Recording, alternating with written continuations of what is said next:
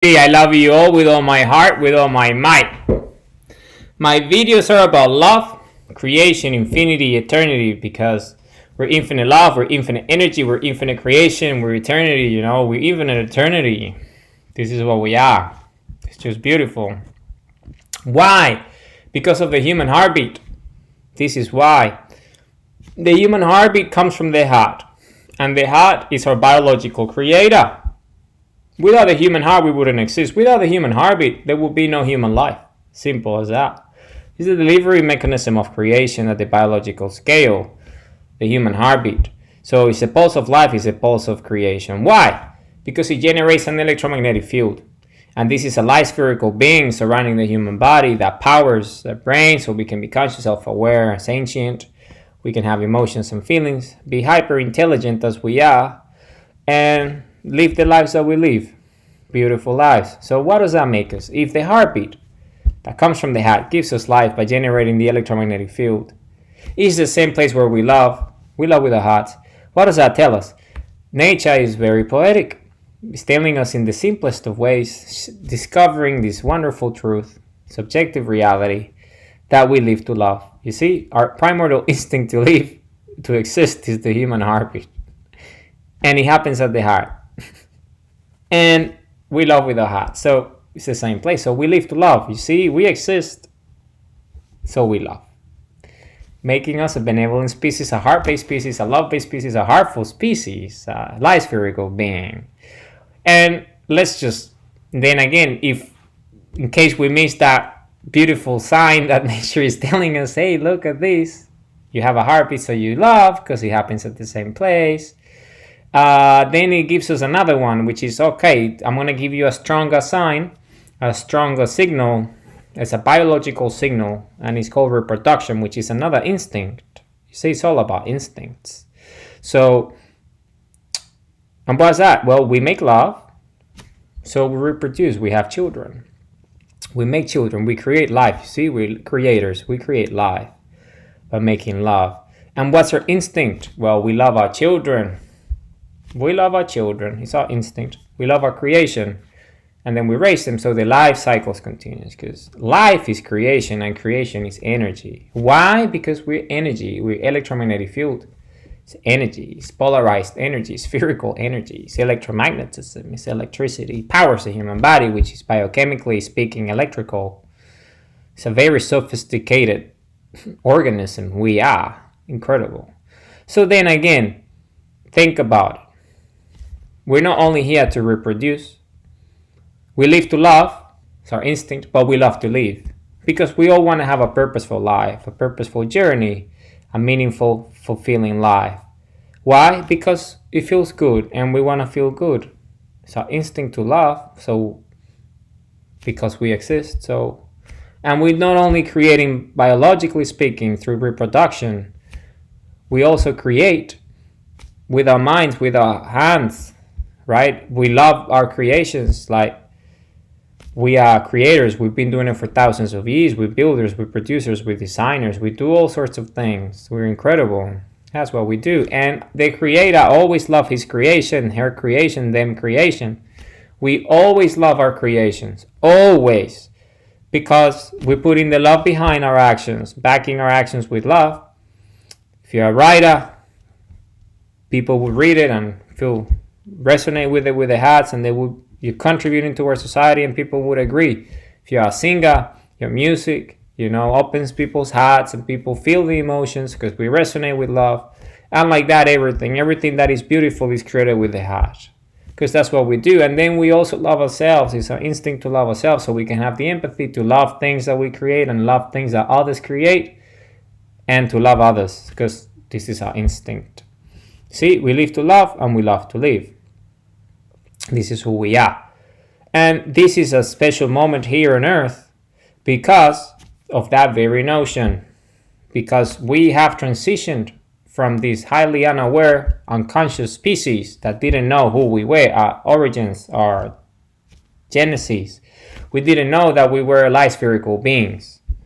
You see, we didn't know that we were infinite eternal creators, that we were compasses, that we were sundials. We didn't know these things. We didn't know these notions. We were unaware. We were unaware of our infinite nature of our electrical nature or of our energy, that we are energy. We were unaware. We didn't know that we were a benevolent species. We didn't understand that at the time for a long time. But that's changed. You see, we have transitioned into who we are today, a very self-conscious, self-aware, conscious species. You see, we understand our nature, we understand we're energy, we understand we're light spherical beings. We understand that we are creators, infinite eternal creators. We understand that we're compasses, we understand that we're sundials. This is who we are. We understand that we are a benevolent species. We have metamorphosized into who we are. Evolution has done it through consciousness and self-awareness. We have discovered our true nature, and our true nature is to love, to create with the heart. Benevolent species, light spherical beings, infinite creators, infinite love, infinite energy, infinite creation. This is who we are. Why? Because of the sun. The sun is a spherical object, just like our electromagnetic field, and our eyes, spherical as well. So it's all connected. And you look at the sun's not only spherical in that notion, it also has its own electromagnetic field, just like the human heart, the human body, human mind. And then the earth, which was created by the conditions set by the astronomical creator, the sun, through energy and high density, high vibration, created the conditions on earth, which is another a spherical object. And it has its own electromagnetic field that's also spherical, that created the conditions for us to exist in the first place, biologically speaking, through the DNA. See, the atmosphere, biosphere, biome, the ecosystems, support systems, all these different things, the elements that we breathe and drink that fuel us so we can exist and live and be conscious and self-aware and understand our nature, which is electrical, and who we are, spherical light beings. See, it's all connected. It's all part of infinity. It's all part of eternity. Infinity is that. Infinity is spherical in nature. It's electromagnetic. It's conscious, polarized awareness. You see, feedback loops of infinity and creation, manifesting at different scales of creation that goes forever to infinity. And the way we see it biologically is through astronomical phenomena and terrestrial phenomena, natural phenomena, but nonetheless still spherical in nature. Structure of creation itself, spherical. Okay, so let's talk about today's video. Today's video is about limitless, because this is who we are infinite, we're limitless. So you can always refer to this my writing on the website and on Substack and on YouTube. So just you can refer to it on y.how/limitless. That is y.how/limitless. I always title all my videos and all my posts and all my entries, all my content with the website's URL, the link to the website, so you can always go back to the main repository. Guys, just do that. I think it's just a good way. Then let's talk about it, limitless. So I'm going to read this text. I've written this, and then I'm going to interpret it and explain to you what I mean by these sentences and by these words. So I'm going to go and read it all once, and then again, and then we'll go sentence by sentence. Okay? So to know your limits, you must push beyond them. During turbulent times, purpose becomes your lighthouse in the storm. Purpose sets the direction, or purpose is the direction, either or. Don't fall for the myth of your heroes, idols, failing forward just like a baby. A clear purpose sets you on the path to accomplish the impossible. Further your purpose. Purpose leads to destination. Purpose leads to freedom. Earn your days. So this is limitless. So I'm going to read it again one more time. To know your limits, you must push beyond them. During turbulent times, purpose becomes your lighthouse in the storm. Purpose is the direction. Purpose sets the direction. Don't fall for the myth of your heroes and idols, failing forward just like a baby. A clear purpose sets you on the path to accomplish the impossible. Further your purpose. Purpose leads to destination. Purpose leads to freedom. Earn your days. So let's talk about it. Start the very beginning. To know your limits, you must push beyond them. And this is very much the case because you need to understand that we are infinite in nature. And infinity is limitless, meaning there's no limits. So that's why we need to know this notion that limits are self-imposed. All limits are self-imposed. We impose limits on ourselves. There's many reasons: fantasies, illusions, fears, negativity, all these things. Ignorance, unawareness, okay? All these different things. Unconsciousness. To know your limits, you must push them beyond. You must push beyond them. Because infinity, in its nature, being limitless, operates in scales. Remember, it's all scales: astronomical scales, terrestrial scales, biological scales, quantum scale. It's all to infinity, infinitely small, infinite large. You go from the astronomical into the galactical, into the infinity scales of infinite universes, infinite, multiverses, whatever. It goes into infinite spheres of life and creation at the highest levels of infinity that just goes forever into infinite everything. And then to the smallest, So we are somewhere in the middle of the biological scale of it. We kind of like aware conscious at the level where we are, but we know that it's infinite large, infinitely small. We understand those notions, so we're learning about them. We learn about the infinitely large all the time. We learn about the infinitely small all the time. We're always learning. And with that scale, we're kind of in the middle of the road type of scale of consciousness and self-awareness. The biological scale is kind of that. It's like middle of the road type of scale. We are in the middle between the infinite and, because it's right there, it's then again electromagnetism, polarization, which is kind of like the thing, right? It's polarization. It's like you got the sphere, and the sphere, what is it? This has an equator, right? A radius, it has a middle, and that's life, right? The event horizon, singularity. So that's why we kind of like that, but it applies at all scales. So infinity is just that. It's always the middle of the road type of thing at all scales, because it's a sphere. Even though it goes to infinity, always up and down, in and out, doesn't matter. Infinity is just wonderful. It's just an incredible concept. Infinity is the thing. We are infinite. This is what it is. We're just at the scale of it.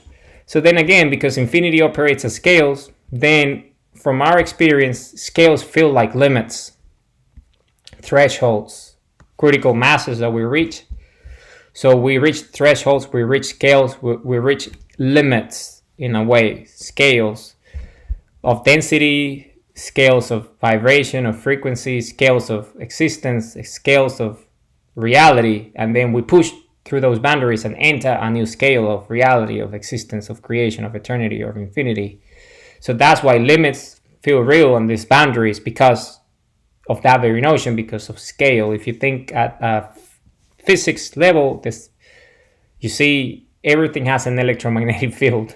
Everything, just not like the human heartbeat that gives us our own, and the brain and the suns and the earth portal, opening the portal, staring at the sun, building the bridge, opening a heart, sinking, quantum entanglement. You see this entanglement, it's about entangling what are you entangling? Well, you're entangling scales. You're entangling force fields that resonate at different scales. So that's what quantum entanglement is. You're entangling something, quantum, in a quantum way. What are you quantumly, what? Scales. Because everything has everything's spherical. Everything has a resonance. Everything has an electromagnetic field. There is a field to everything. An atom has a field, an electromagnetic field, a resonance, a vibration, an oscillation. You see, it's a wave, but it's also a particle. It's both. So, and it applies at all scales. So everything has a scale, a frequency, a vibration, a resonance, an oscillation. Everything has an oscillation. You see, a pulse. Everything has a pulse because we're energy, with creation, spherical in nature, everything. And that pulse is always spherical, always. So it's just because it's a pattern structure of creation itself. So if you think about it from that point of view, scales, right? Everything is a scale and it's based on this resonance, this field. So a limit is crossing that boundary, going beyond that point, reaching a new limit, meaning reaching a new scale, reaching a new field, reaching a new resonance, reaching a new level. See, because it's an infinite number of levels, because the infinity is that, but you can go and understand it. So it's the material world that we operate on, this reality with the senses and the biological through the earth. There's limits of all sorts because each object has its own resonance field and its own consistency, its own matter. And if you go into the quantum level, say a rock, yeah, the rock is solid because it is. You see, it's an object, it's solid. But if you go into at a molecular level, at a quantum level, and observe it with tools, then you start to see the different scales and the levels that create all this object, this matter in the first place, this concentration, this density. It's called density. So the density has to do precisely with that, with the scales, because the quantum scales and the density of it generate this force field. And the rock has a strong force field because it's solid.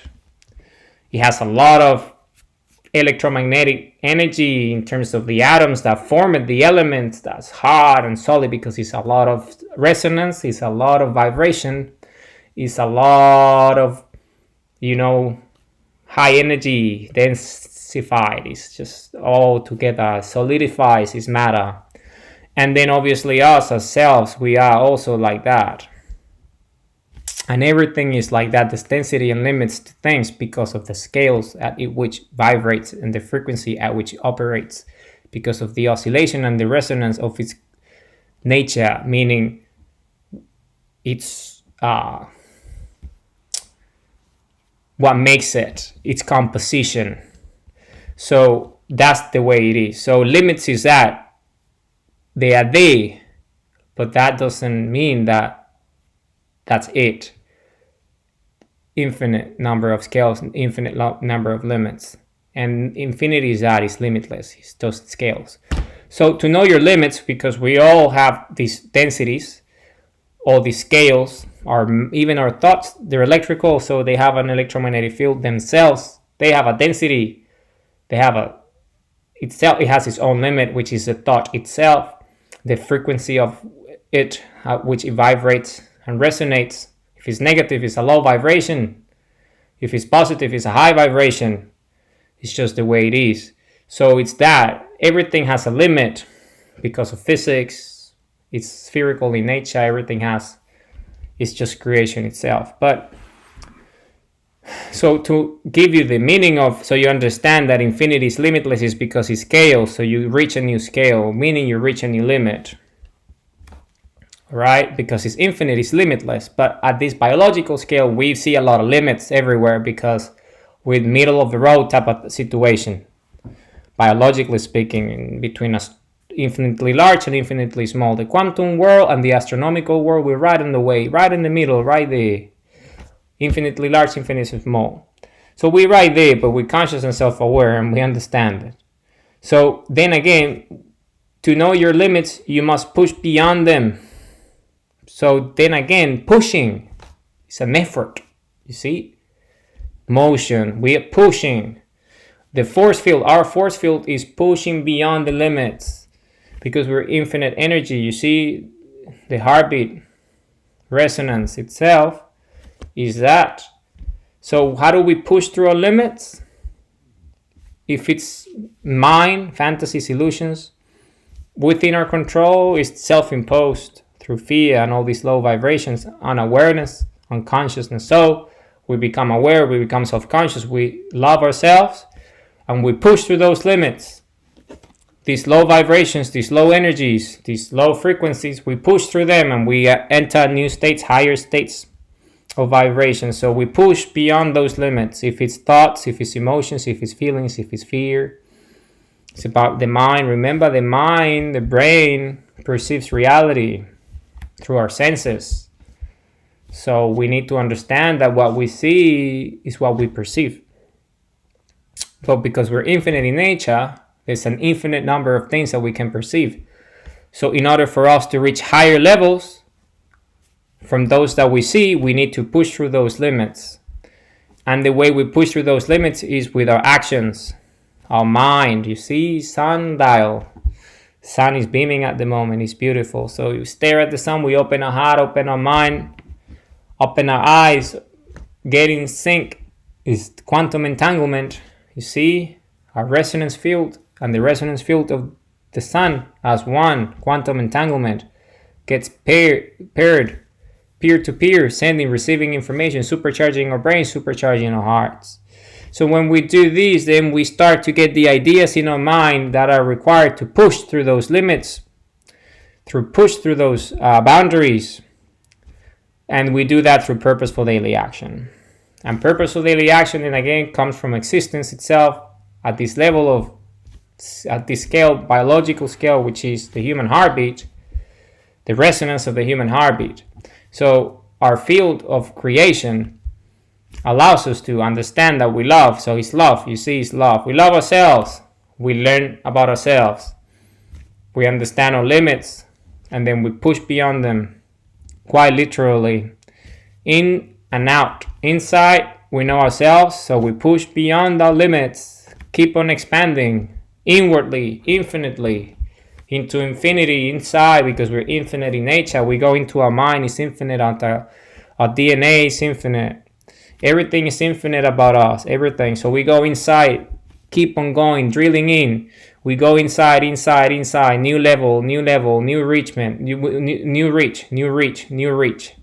New level, new limit, new threshold. We push. And love does that. We get to know ourselves. It's the boundaries. You see, I spoke about this waveform, this wavelength. You see, we are matter, right? We particles. In a way, we solidified into a human body, but we're still energy at the same time. So we're both a particle and a waveform. See, our boundaries are that. It's waveform. It's a resonance field. So we push through it. Through self-love is that allows us to push the limits, because we get to self-transcendence. Transcending the limit. So you go beyond the limit, you push beyond the limit of self, and you enter a new true self, a new level of who you are, a new infinite scale. And then you keep on doing that, you keep on doing that. And the way you do that, you go in doing that with self-love, but then you must take action because you're part of the world. We are alive. So we take action. Purposeful daily action. We understand who we are, our why, our connection with infinity, our purpose, why we exist, our identity and our true self energy guiding us. So then we take action. And the way we take action is purposefully. You see, we manifest our free will, and that's what we do. Because we're compass, we're sundial, this is what we do. And we push beyond those limits. And the limits are very obvious. Physically speaking, you will always have a new limit. You know, if you're an athlete, it's always a new boundary, it's always a new limit. There's something that you need to go through, a new threshold, you see. If you're a high performance athlete, you know, there's always a new threshold for you to be fitter, for you to be stronger, for you to be more capable. And that is applied to everything. If you know, not only an athlete, if you are, you know, an artist, there's always a new creation, and something to learn, something new. You're pushing the limits, always pushing, always expanding. See, inward expansion and outward expansion is part of this feedback loop of creation. Spherical energy, polarized, is this force. You see, toroidal in nature, is spin, is electromagnetic, generates resonance, life. You see, infinite large, infinitely small. Go inside infinitely, go outside infinitely. Inside, so you know who you are, your identity into yourself, and outside, so you take action and you make your dreams come true. Manifest them, materialize them, solidify them through purposeful daily action. So that's what, to know your limits, you must push them. See, you go through the limits, because our nature is infinite, we're limitless. So during turbulent times, purpose becomes your lighthouse in the storm. And this is very fundamental, because turbulent times, remember, time is relative, but it's part of existence. Time and energy, they come together, and it's the third primary element of compass, which is who we are. But if you think about it at a fundamental level, sometimes times are turbulent because, nature is part of nature. Turbulence is part of nature. Sometimes you have, environments and context and surroundings that are turbulent, meaning, the storms, and there is situations in which the weather, the climate might not necessarily be perfect climate like it is today with the sun and all these beautiful day. Sometimes, there is high winds and there is strong winds and there's things and situations. So this is to understand the notion of it, turbulent times, meaning it could be events that are not necessarily perfect and ideal. But you still you're alive, you're part of existence, your context. You need to face those turbulent times because we are alive, we are here, right? We are here. So turbulent times is part of it. Sometimes turbulence occurs. It's a natural phenomenon. It occurs. And it occurs in our lives in the way of events as well. Not only weather and climate, but actual events, situations, circumstances that happen in our lives. You see, they enter our field of creation, our field of resonance, our perception of reality, and we need to deal with it. It could be fantasies, could be illusions, outside our control or in our control. So we gotta understand that this happens.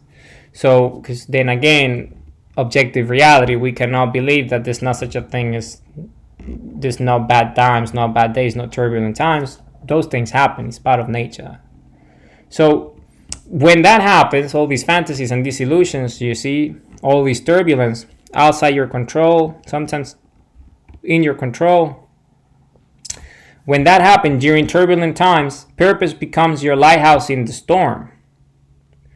Meaning your why. Remember, it's infinite in nature. Your why, your true self energy, who you are, purposeful daily action, purposeful flow, purposeful goals, that becomes the lighthouse, meaning it's the solid rock where you stand, is your base, is who you are, it's your lighthouse. The storm, a lighthouse is this notion, this idea, this metaphor, which is practical, is real, but less and less and less now because of the way technology operates. Lighthouses are more like a historical thing nowadays. Sometimes they do have a value, but not as much as they used to. So you see, the lighthouse is this beacon that's there as a guide for you to follow. When there's turbulence, that's the lighthouse. You see, you follow that, where land is, meaning destination, where you're headed, your purpose. So purpose is that. Purpose becomes your lighthouse in the storm. So it's understanding this notion of our why, the reason why we exist, our true self in alignment with our identity and our purpose, comes together. Management of time and energy in these turbulent times. Time and energy, so we take purposeful daily action. So we flow, why how, right? Our why how. Recalibrating the compass, directional compass, self-correcting, making sure that we are lighthouse, right? Who we are, and then we can flow. We flow with the times, we flow with the conditions, and then these fantasies, these illusions outside our control. So that's just it. So it's all that coming together. So we stay on true north, and we arrive to a destination. We weather the storm, as they say. We weather the storm. Purpose weathers storms. Essentially, purpose weathers storms. So now, purpose is the direction. Purpose sets the direction. Then again, it's part of directional compass. Sets true north, establishes the bearings. So we are headed towards our destination because it gives us direction. Our purpose gives us direction. You see? Because it's why we do it. We choose it. It makes us feel good. It's our dream. We make our dreams come true. We choose our dreams. You see, we choose our dreams. Our dreams don't choose us. We choose our dreams because we have free will.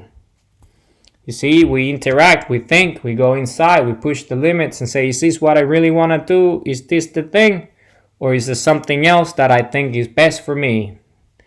And then we assess, we have a heart, emotions, we gauge things.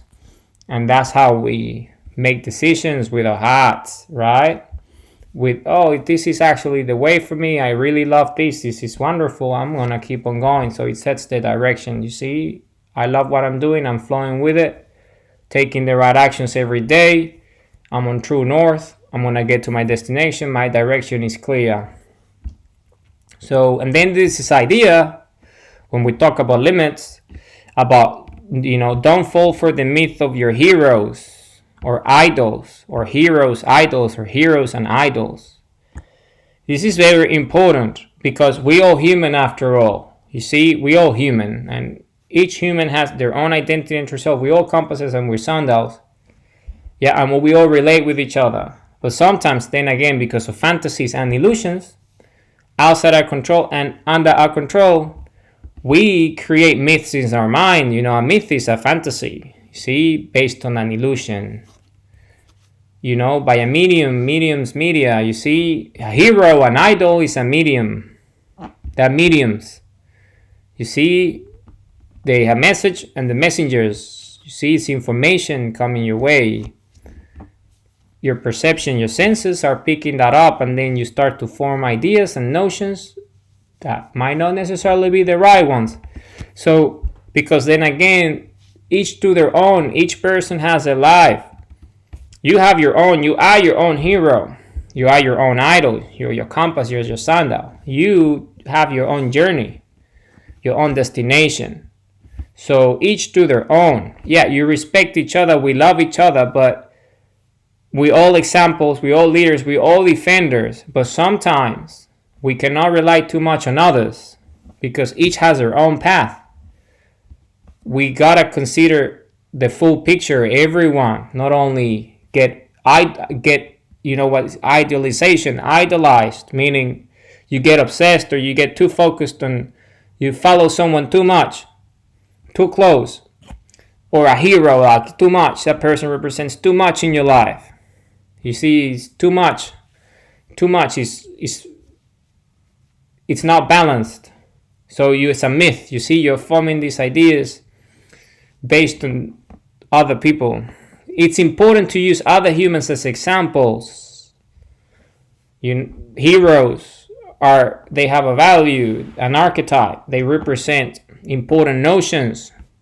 They're defenders, they're leaders for a reason. They're there as examples, so we learn. But we cannot over-idolize heroes. We cannot give them our power, because our power is ours. It becomes fantasies and illusions. Then you start to fall for the myth, meaning you fall into someone else's, chase someone else's dreams. You chase someone else's path. You chase someone else's direction. You chase someone else's destination. You chase someone else's purpose. Rather than your own, which you create with your free will. So it's about the balance, understanding that we all have our own purpose, we all have our own dreams, we all are our own heroes and our own idols. We all leaders, we all defenders. But we cannot over-idolize heroes and people who have done great things. We use them as examples, so we learn, so we put it into practice in our lives. But we don't fall for the myth, because then again it's a fantasy, it's an illusion. It distracts us from the path which is our own to create. I hope this makes sense. Don't fall for the myth of your heroes and idols. Understand them, respect them, value them, appreciate them, be grateful for their contribution, love them, understand that they're great leaders, they're great examples, they're great defenders.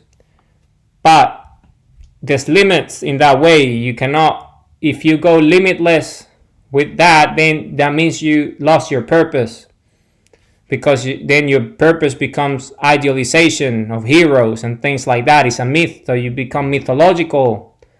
Fantasies and illusions control you, and then you're deviated from the path which is your own. You see, That's why limit sometimes could be negative, in the sense that if you go limitless with someone or something, it might lead to, you losing track of your purpose. So you understand that they're there to be examples, to be standards. Yeah? They're there for you, statues, to pantheon, for you to learn from, understand and respect, and value, and be grateful for, but you're still your own hero. It's your journey, it's your life, it's your compass. So don't overemphasize them, and don't fall for the myth, because it's a fantasy, it's an illusion. Okay. So failing forward, a very important idea, failing forward, because it's part of steady progress that leads to purposeful life. You see, failing forward just like a baby.